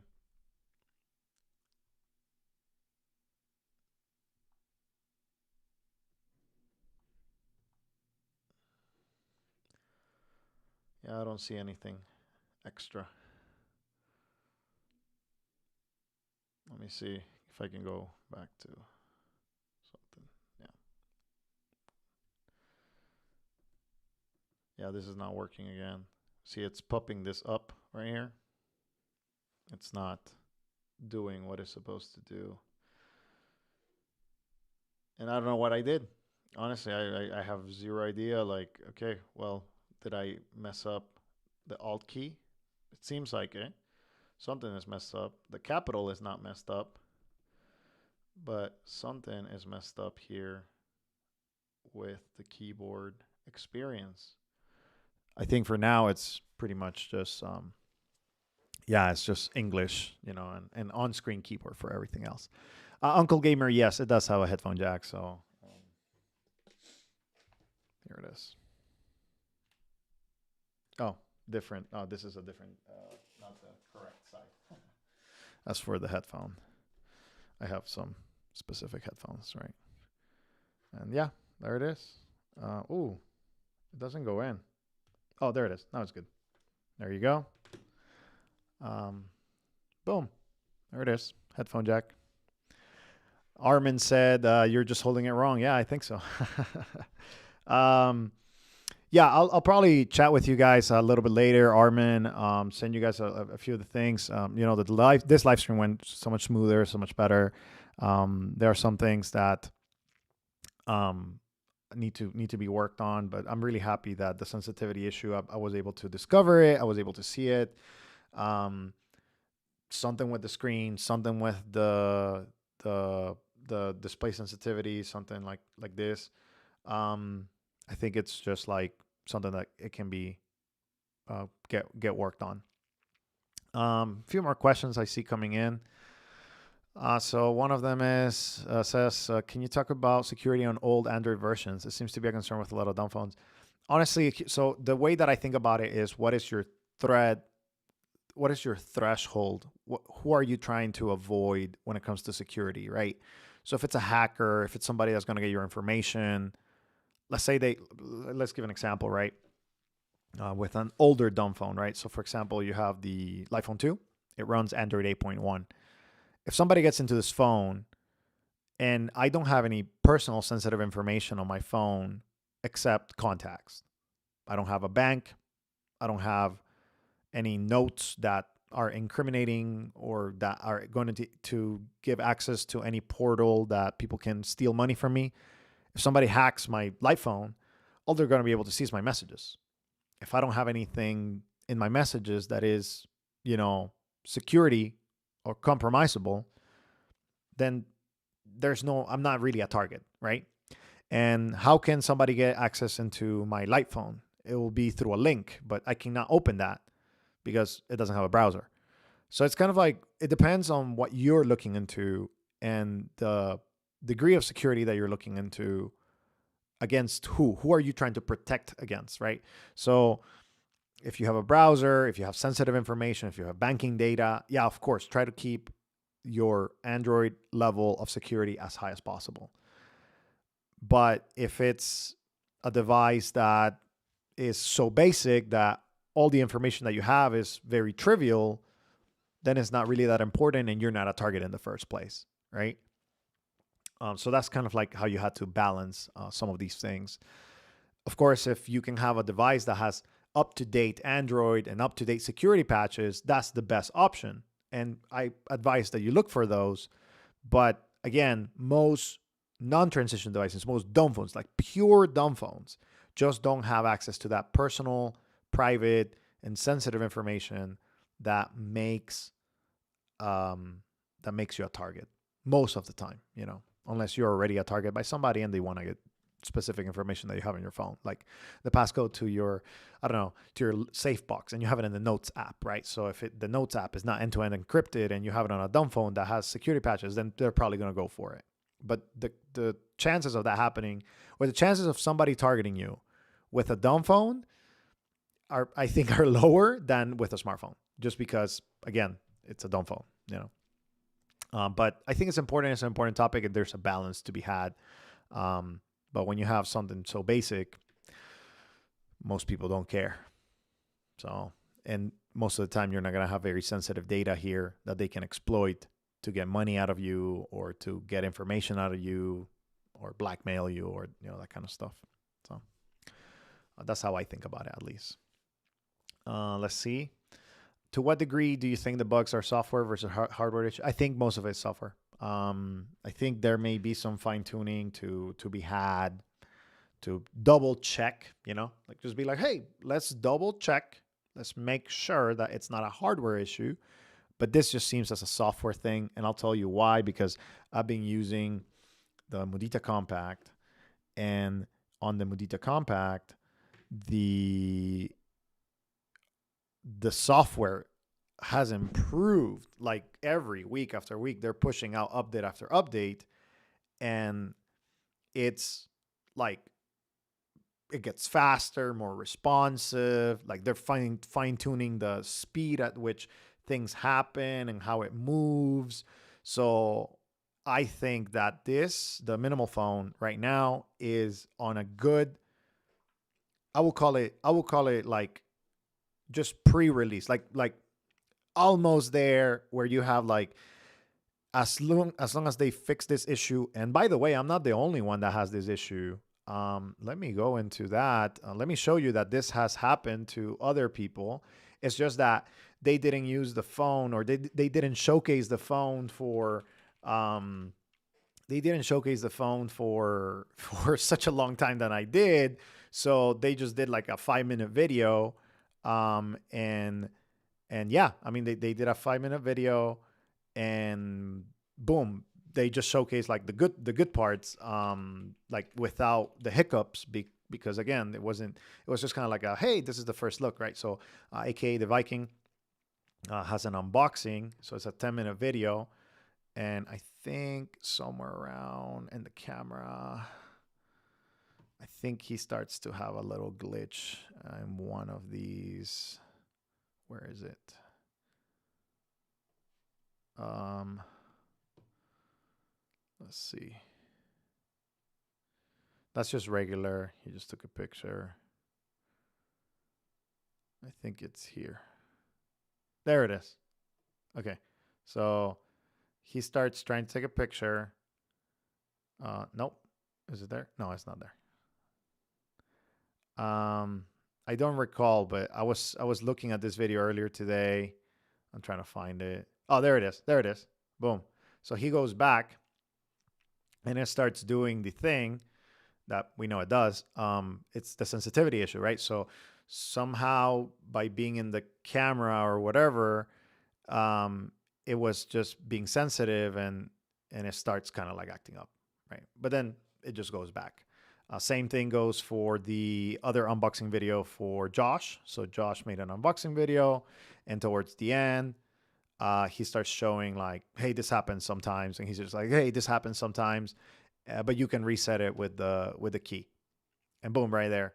Again, it's true, but it's not resetting automatically. So a lot of the videos, a lot of the demos for the people that have been having some of these things, some of these issues, are having a few glitches here and there. So I'm not the only one, and that makes me feel good to a degree, because it's like, okay, this is something that the display sensitivity needs to be worked on. This needs to be something that they need to look into the software. They need to look into the smart capabilities and that kind of stuff. So I think it's just going to be a better overall experience once they tweak a few things here and there. So yeah. Hernan keeps asking, do you think that even though the minimal phone is technically a smartphone, do you think that this will help someone coming from heavy iPhone use into minimizing phone usage? I think so. And here I have a tester phone here. I have an iPhone, and I guess like we're just gonna go and navigate to the browser, and we're gonna kind of do the ESPN test again.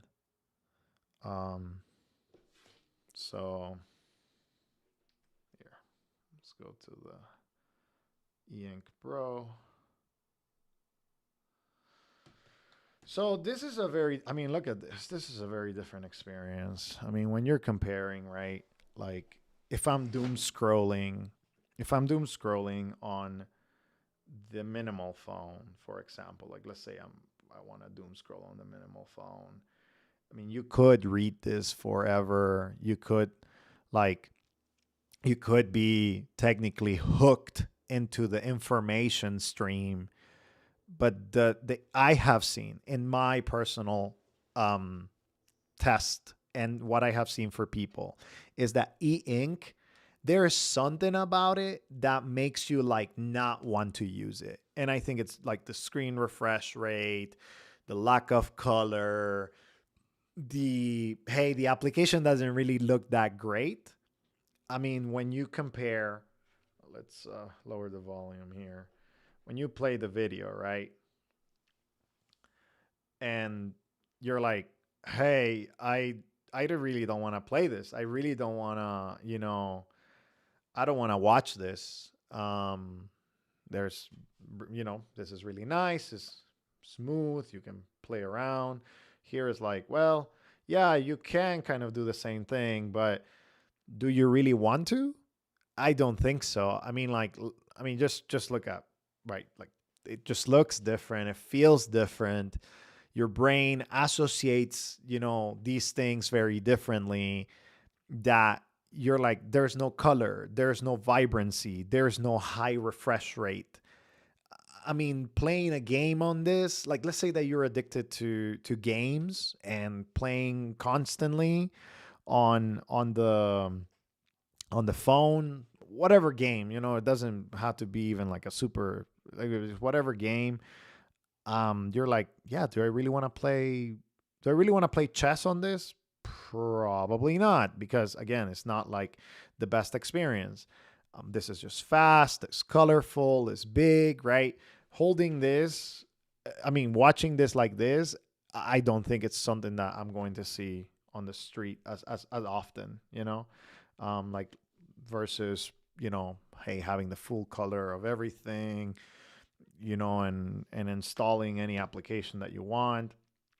I think there's also a component that is like a personal component that is more like, what do you want on the phone? How do you want to? So, for example, like I don't like icons because they're distracting to me. So I have this. Um, I don't think this is going to win anybody who is truly committed to the lifestyle change. I think this is going to win people who want a keyboard, first and foremost, people that want a keyboard, and people who want a little bit of friction in their lives. A little bit more friction, not allowing your mind to be distracted all the time. I think those are the people that are going to be won by this. But here's the thing. Another thing, this has RCS, right? So you can still keep a level of communication with people who have an iPhone. It still has WhatsApp, so you're able to go to WhatsApp and talk to your loved ones. But because of that friction, the screen, it just doesn't look as great. I think it's going to help people to be like, no, I don't want this in my life. I don't want this, kind of like happening all the time. So yeah, I think it's going to help. But yeah, it's not a dumb phone. It's a friction. It's a transition device. It's something that can help you become more mindful if you want it to be that way, right? If you want it to be a device that is better for your overall digital minimalism, for your overall journey, I think this device can be that. But we need to wait for the updates. And as Armin said there in the chat, they have a 2 weeks, they will have a major update with a lot of these fixes. So let's just wait. Let's just see. In 2 weeks, I'm going to continue testing a lot of like the different things here and there. And in 2 weeks, once they have the major update, if it's a night and day thing, I will mention it in my review. My review is probably going to be delayed due to these issues because I don't want to do a review when there's an update coming. But after the update, I can be like, okay, they did the update, they're showing a track record, and if it's fixed, great. Hey, go get this device if it's for you. Or if it's not fixed, hey, keep asking them for better updates. And I trust that they have the consumer's kind of like best interest in mind.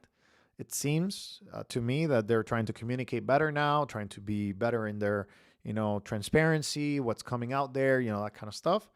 And as always, you will hear my final thoughts on this device once I get into a full review mode, and I have all of the tests that I do, like rural reception, regular reception, call quality, etc., etc. I hope the live stream was helpful today. I will be leaving this one fully, and the other one will be definitely not allowed to be in there past this week. But I hope that today we learn a few more things about the minimal phone and what are these sensitivity issues, and hopefully, more people actually also give us an overview of what's happening and more data.